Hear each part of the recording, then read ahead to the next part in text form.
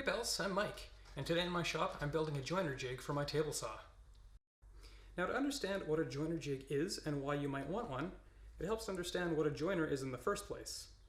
Joining essentially means taking rough cut lumber that you buy off the shelf at your home store and making it perfectly square with 90-degree angles around on all sides. Now, properly squaring your boards can generally be achieved with a tool called a joiner. However, joiners can be pretty expensive and take up a lot of space, which in a small shop like mine isn't ideal. Thankfully, you can achieve pretty close results with your table saw and a simple attachment that you can make in your own shop.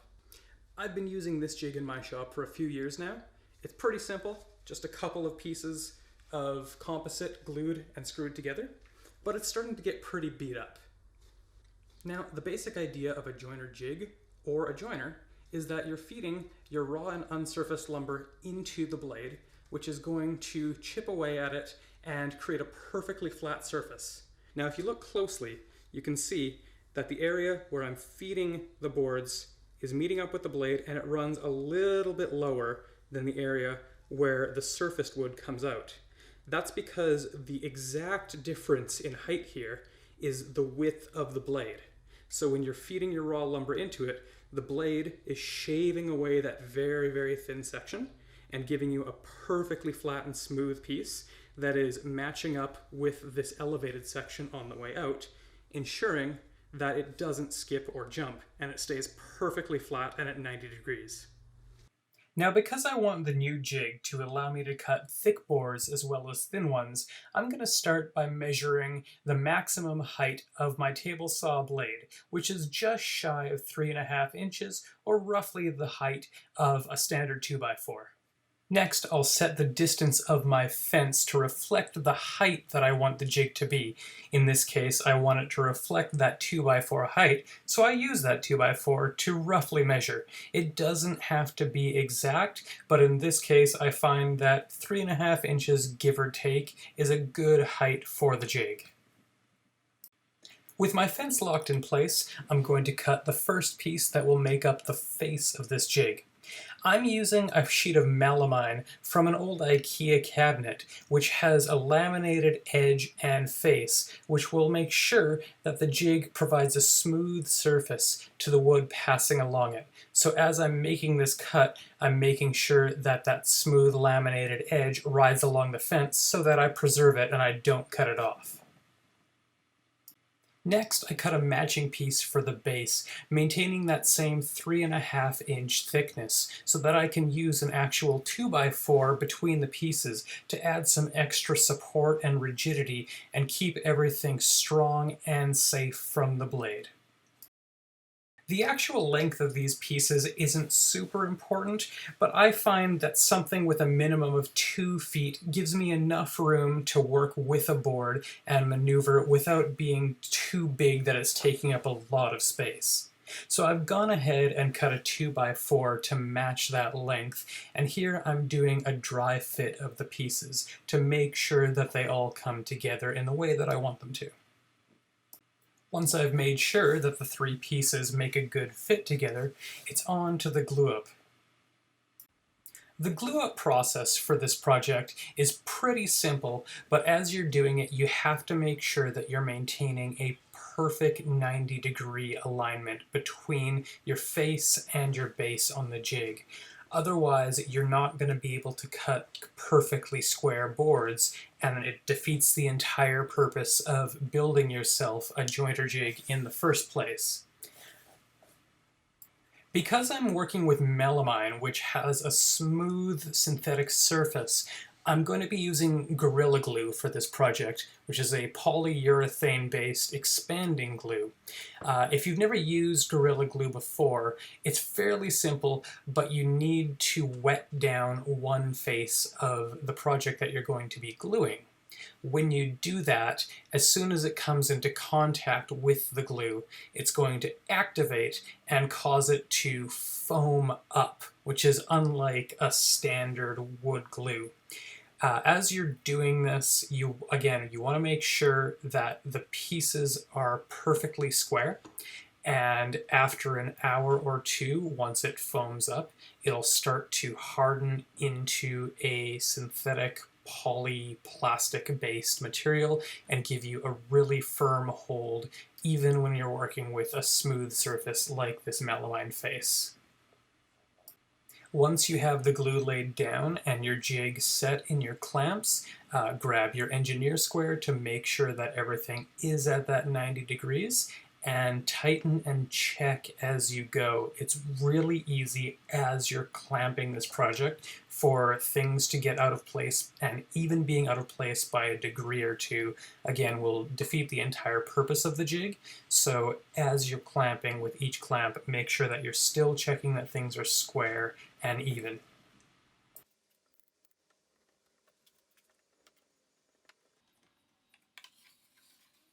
To add some extra support to the jig, I'm going to add a few screws into the base just to keep everything nice and tight and rigid. Make sure that when you're working with a composite fiberboard material like this, that you're pre-drilling all of your holes, because otherwise, if you just send a screw into that, it's going to eat up the particle board and chip it out and completely damage and ruin your project. So take the extra few seconds to pre-drill and just drop a few standard wood screws in there, or even better, screw that has a tight thread that's specifically designed for working with composite material. As I was popping in these screws, I realized that I was getting a little bit ahead of myself and remembered that once I get this jig onto the table saw that I would be chipping away at part of the face, which you'll see a little bit later in the video. As a result, a little later in this project, I'll have to remove some of those screws, and in fact, I decided not to put all the screws into all the holes that I pre-drilled. Again, this will make sense a little bit later in this video. So now that the main frame of the jig is put together, I'll attach the 2x4 for some extra support and structure. Again, wetting down the faces that'll be in contact with the glue, and then clamping it into place. Once everything is secure, I'll flip the entire jig upside down and pop a few screws up through the bottom. Again, pre-drilling and making sure that they're in flush so that they're not grinding against the table saw face. After the glue has had a couple of hours to set and firm up, I'll remove the clamps and turn the jig upside down, and then get in there with a chisel to very carefully scrape away any of the squeeze out, because you want to make sure that the bottom of your jig is a perfectly flat and even surface against the surface of your table saw. Now that the glue is dry and everything is secure in place, I'll bring it back to my table saw and square up the fence right against it, putting it between the fence and the blade. This will allow me to measure the distance from the fence to the center of that supporting 2x4. Why I want to do this is because I'm ultimately going to be securing this jig to my table saw fence with a pair of fence clamps that I bought off of Amazon. I think these are the Shop Fox variety, but you can find fence clamps of all brands and styles, so use what you like. I'm going to just temporarily secure the clamps to the fence and just roughly try and center it in the bulk of that 2x4, and then I'll bring it over to the drill press and we'll mark some holes and be able to clamp those clamps right into it. With everything in place, I'll bring the jig back to my table saw and push it up against the fence, and then square against the blade of the saw. Again, use your engineer's square to check for square. At this point, this is the moment of truth. If it's square, you've done everything right, and if it's not, you're gonna have to go back and make some repairs, but hopefully you don't have to worry about that. Next, I'll attach the fence clamps to the jig and secure everything firmly in place.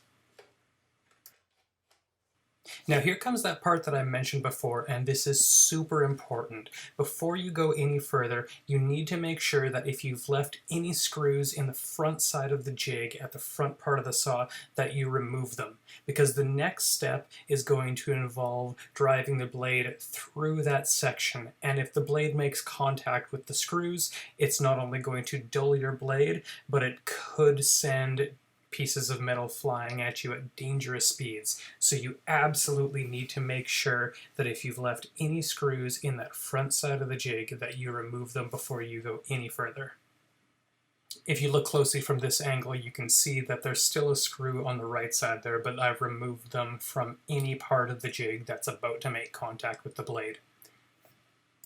So with the jig clamped securely to your table saw fence and the fence unlocked, you're going to nudge it carefully up to the blade and use your square to make sure that the face of your jig is exactly parallel with the edge of the blade. Just slide it along the surface, and if you don't encounter any resistance but you're still feeling the blade, then you're in the right spot. Once you've got it there, clamp the table saw's fence in place and double check that your clamps are securely fastened to the jig, and make sure that the saw blade is starting below the surface of the table. Now power up your saw, and using your free hand to apply downward pressure, slowly crank the wheel on your saw blade to raise it carefully and slowly shave away that profile on the face of the jig. This is what's going to create that difference in height as you're moving boards along this jig, and the entire point of why you're building it. Once you have that initial profile cut, power down the saw again and double check the cut, making sure that everything is clean and square. The next step is going to involve removing the clamps on the jig and pushing the jig through the path of the saw to cut a profile all the way down the face. Now, this is a process that's going to take several passes because you're working with a dense material that you're cutting through, so you don't want to rush this. It can be extremely dangerous if you try and take off more material than your saw can handle.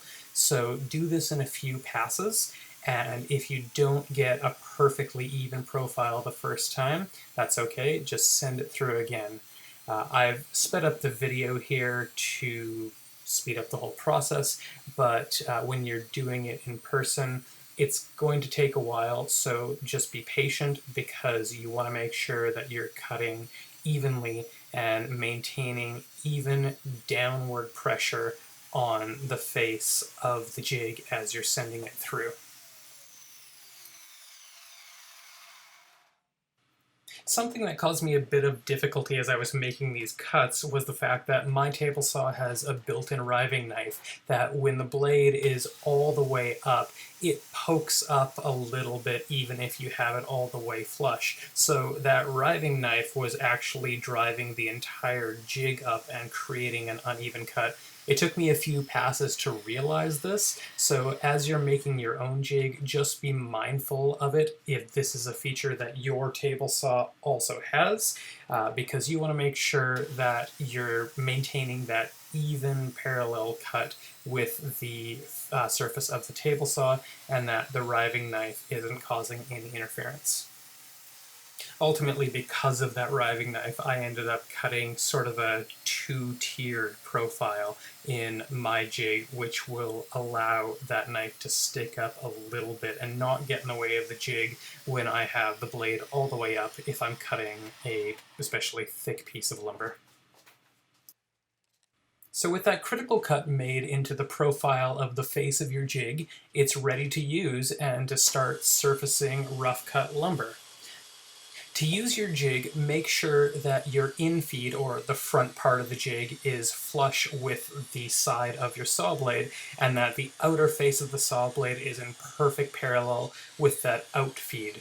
This will ensure that as you're sending a rough cut piece of lumber through and it's shaving away that width of the saw blade, that it has somewhere to go, and you're going to come out with a perfectly smooth piece of lumber. And there you have it, my new and improved joiner jig for my table saw. I'm really pleased with how this design turned out because it's going to give me a lot more height on the blade, allowing me to surface thicker boards, and it's got a much smoother surface that's in profile with the wood.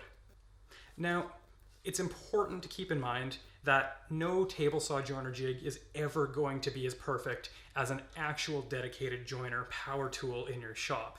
And that's okay. Maybe one day I'll be able to add a joiner to my shop, but until then, this will get the job done, and it'll save me a lot of work and make my builds a lot more accurate. Thanks for watching.